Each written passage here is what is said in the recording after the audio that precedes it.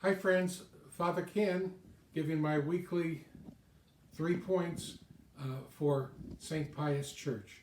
Good to be with you today. 3 points. The first one, peace be with you. You know, when Jesus rose from the dead and appeared in the upper room, you'd think he would have said to the apostles, well, where were you, my fair-weathered friends, when I needed you? Peter, you denied me. Apostles, you scattered. Only the Marys and John were at the cross with me. But he didn't say that at all. He just said, peace be with you. And he said it 4 times in that reading that we always have 1 week after Easter. Peace be with you, peace be with you, peace be with you, peace be with you. And friends, that's a peace that means forgiven. We are forgiven. The apostles are forgiven. New beginning. Now, how do we apply this to now? Well, we're probably at each other's throats after being socially isolated for all this time, and one person to another stuck in our homes. There might be need for us to say, peace be with you, one to another during this time of social isolation, necessary social isolation. So may you make a new beginning for peace. May you say to others, peace be with you, just as Jesus said to his apostles. After, in fact, think of them being hidden in the upper room. And you know, we've kind of been hidden in the upper room ourselves for a little while, okay? Second teaching, we hear Jesus say, as the Father has sent me, so I send you. After Jesus rose from the dead, he did all kinds of sending. He sends Mary Magdalene.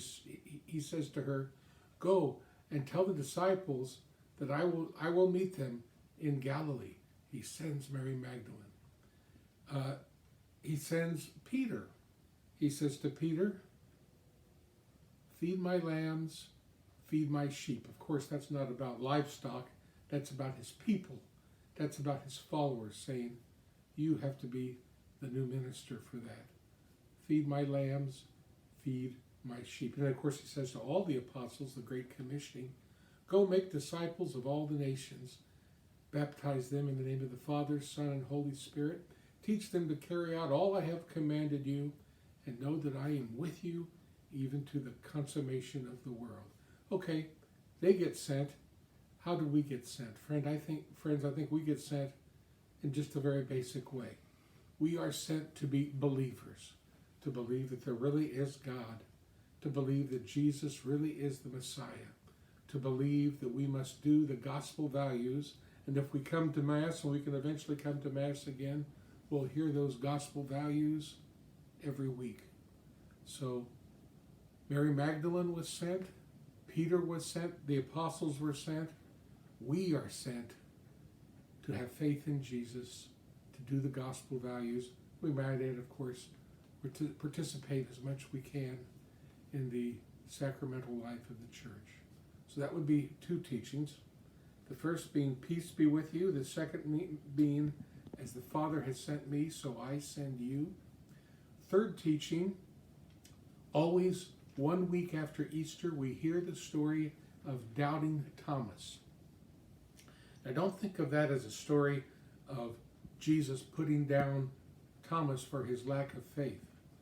Why don't we twist that around and say, that's a story about us.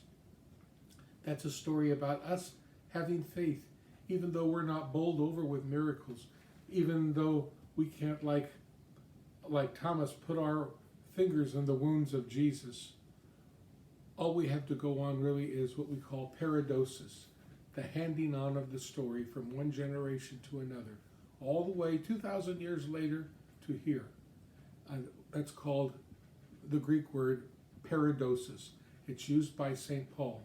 He says, I pass on to you what was given to me. Those words in Greek are paradosis. And so, well, we don't depend upon miracles.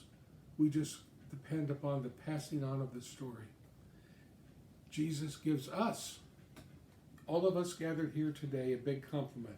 He says, to Thomas, you believe because you've seen, but blessed are those who believe and have not seen. Friends, that's us. Blessed are you. You're believers just because of paradosis, just because of the passing on of the story.